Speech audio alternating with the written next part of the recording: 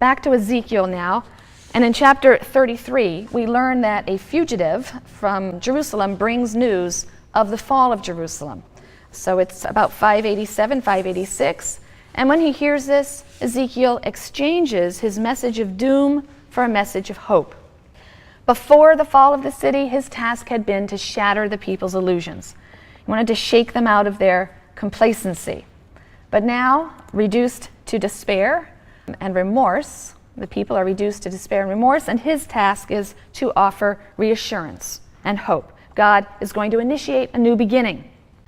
Though Israel's punishment was deserved, it was not, according to Ezekiel, a sign of the end of the relationship between Yahweh and his people. And a new Israel would rise from the remnant of Judah and Israel. And he expresses this restoration by means of many metaphors and visions.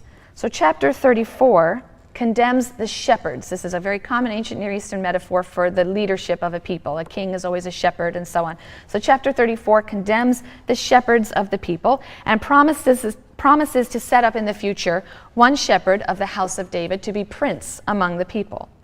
Chapter 36 uses metaphors of purity and cleansing. Israel will be cleansed from the impurities of the past. She'll be given a new covenant of the heart. This is verses 24 and 25 in chapter 36.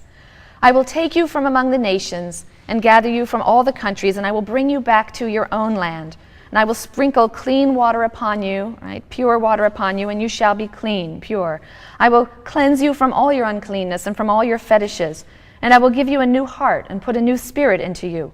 I will remove the heart of stone from your body and give you a heart of flesh, and I will put my spirit into you. Thus I will cause you to follow my laws and faithfully to observe my rules. There's echoes here of Jeremiah also. And then you shall dwell in the land which I gave to your fathers, and you shall be my people, and I will be your God.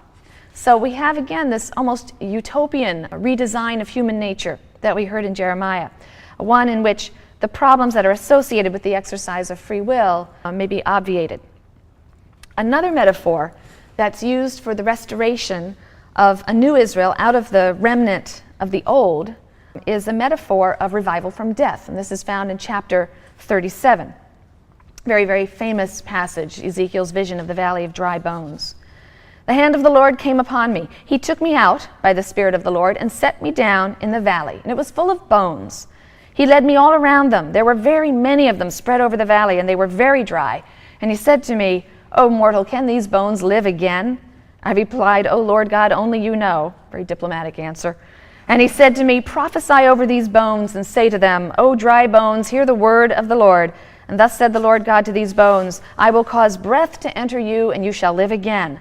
I will lay sinews upon you and cover you with flesh and form skin over you. And I will put breath into you, and you shall live again. And you shall know that I am the Lord. I prophesied as I had been commanded, and while I was prophesying, suddenly there was a sound of rattling, and the bones came together, bone to matching bone. I looked, and there were sinews on them, and flesh had grown, and skin had formed over them. The breath entered them, and they came to life, and stood up on their feet, a vast multitude. And he said to me, O mortal, these bones are the whole house of Israel. They say, our bones are dried up, our house is gone, we are doomed. Prophesy therefore, and say to them, thus said the Lord God, I am going to open your graves and lift you out of the graves of my people and bring you to the land of Israel.